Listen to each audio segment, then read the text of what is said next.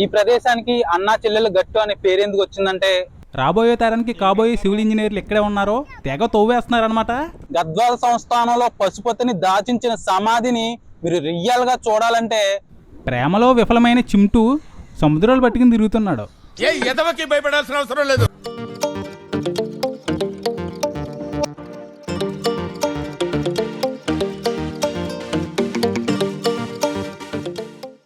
Hi friends, నేను బాగున్నా, మీరందరూ కూడా బాగున్నారు అనుకున్నా. ప్రస్తుతం మనం అంతర్వేదిలోని లక్ష్మీ నరసింహస్వామివారి ఆలయానికి దగ్గరగా ఉన్న అన్నా చెల్లెల గట్టు అనే ప్రాంతానికి మనం చేరుకోబోతున్నాం. ప్రస్తుతం నేను మొగల్తూరు నుంచి నర్సాపురానికి అయితే బయలుదేరాను. అక్కడి నుంచి ఫైనల్ డెస్టినేషన్కి ఎలా వెళ్ళాలో మ్యాప్ ద్వారా చూపిస్తున్నాను, ఒకసారి చూసేయండి. నర్సాపురం నుంచి పంటి ద్వారా గోదావరి దాటాల్సి ఉంటుంది. అక్కడి నుంచి లోపలికి తిరిగితే గోదావరి పక్క నుంచి రోడ్డు, అంతర్వేది టు అన్నా చెల్లెలు గట్టు ఈజీగా చేరుకోవచ్చు. మనం నరసాపురం వెళ్ళేసరికి అవతలకి వెళ్ళిన పంట ఇంకా యువతల సైడ్కి రాలేదు. అది వచ్చేదాకా మనం వెయిట్ చేయడం తప్ప ఏం చేసేది లేదు. మనకైతే డ్రోన్ ఎగరేసి పని ఉంది కాబట్టి డ్రోన్ ఎగరేసి ఆ విజువల్స్ అయితే తీసేసా. ఒకప్పుడు లక్ష్మీ నరసింహస్వామివారి కళ్యాణానికి ఇదే ప్రదేశం నుంచి భక్తులు పడవల ద్వారా పంటల ద్వారా ఇదే నదీ మార్గం నుంచి అంతర్వేది చేరుకునేవారు.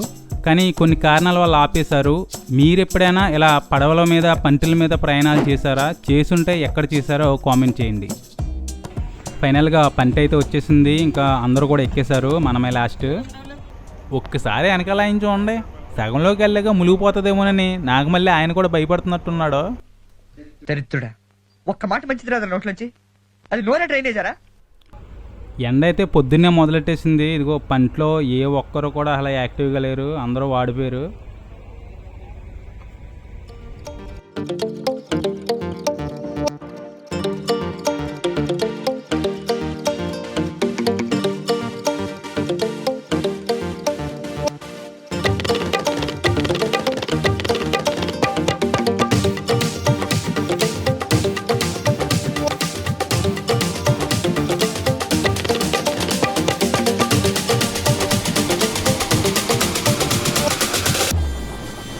ఫైనల్గా సేఫ్ గార్డ్ సైడ్ నుంచి ఇటు సైడ్కి వచ్చేసాం. అంటే పశ్చిమ గోదావరి నుంచి తూర్పు గోదావరికి వచ్చేసాం. ఇక్కడి నుంచి అంతర్వేది వెళ్ళడానికి పబ్లిక్ ట్రావెల్ ఇంకా ప్రైవేట్ ట్రావెల్స్ కూడా అవైలబుల్గానే ఉంటాయి. అంటే ప్రైవేట్ అయితే మీరు కొంచెం మాట్లాడుకుని వెళ్ళాల్సి ఉంటుంది.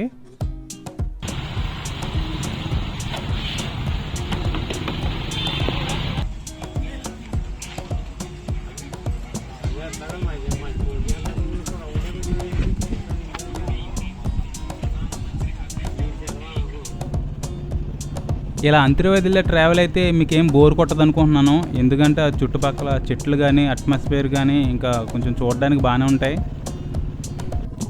ఇందాక మ్యాప్లో చూపించాను కదండి లోపలికి తిరగాలని, ఇప్పుడే లోపలికి తిరిగాం. ఇదంతా ఏటుగొట్టు. ఏటుగొట్టు అంటే ఏం కాదులండి, ఇప్పుడు మనకి ఒక పక్కన గోదావరి ఉంటుంది, ఇటు పక్కన ఇల్లులు ఉంటాయి అన్నమాట. ఇప్పుడు గోదావరి పొంగినప్పుడు ఆ ఇల్లులు ములగకుండా ఇలా ఒక గొట్టులా వేస్తారు. ఇప్పుడు ప్రజెంట్ అయితే ఆ గొట్టు మీద రోడ్డు వేసారనమాట. ఆ రోడ్లో మనం వెళ్తున్నాం. ఇప్పుడు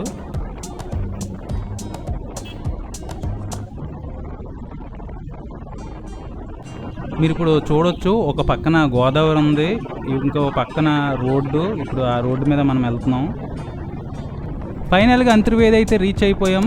కళ్యాణం జరిగినప్పుడైతే ఇక్కడ ఏ రోడ్డు ఖాళీగా ఉండదో, భక్తులతో అంత రద్దీగా ఉంటుంది.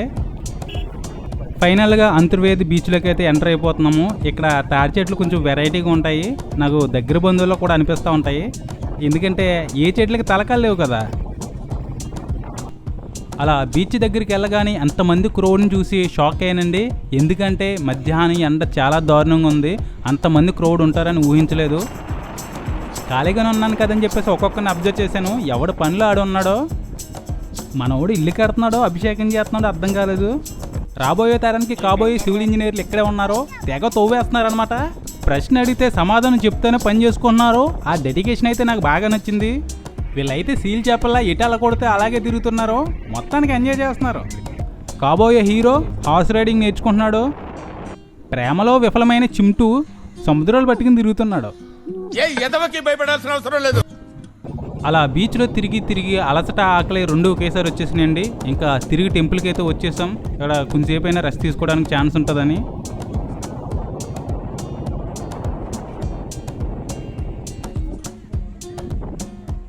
ఎండలో తిరిగి తిరిగి వచ్చిన మాకు లోపలైతే చాలా చల్లగా ప్రశాంతంగా ఉంది. మెల్లమెల్లగా తేరుకున్నాం. ఇక్కడ బ్యాడ్ లక్ ఏంటంటే స్వామివారి దర్శనం అయితే కాలేదండి. దర్శనాలు అనేది పాక్షికంగా నిలిపివేశారంట, మళ్ళీ సాయంత్రం నుంచి ప్రారంభిస్తారని చెప్పారు. ఇంకా చేసేది ఏం లేక అన్నదానానికి విఐపి లైన్లో వెళ్ళానండి. అంటే ఎవరో లేకపోతే విఐపి లైనే కదా మరి. ఇక్కడ అన్నదానానికి మెయింటెనెన్స్ అయితే చాలా బాగా చేస్తున్నారండి.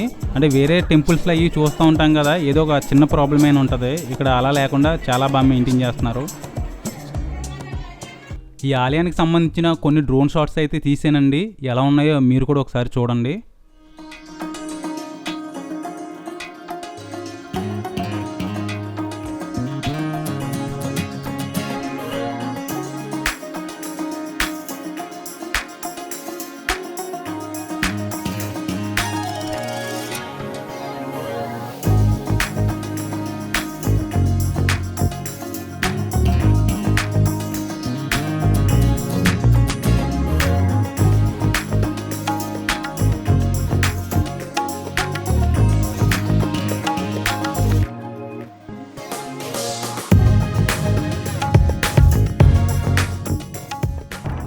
ఇంకా అన్నా చెల్లెలు గొట్టుకెళ్ళే రోడ్లోనే ఒక లైట్ హౌస్ అనేది ఒకటి ఉంటుంది. మేము వెళ్ళే టైంకి అది క్లోజ్ చేసి ఉంది. క్లోజ్ చేసి ఉంటే మనం ఆగుతామా? అంటే గోడ దూకి వెళ్ళిపోయి ఎక్కేస్తామని కాదు, మన దగ్గర డ్రోన్ ఉంది కదా, ఆ దగ్గర వేసి ఆ విజువల్స్ అయ్యి మీకు చూపిస్తాను.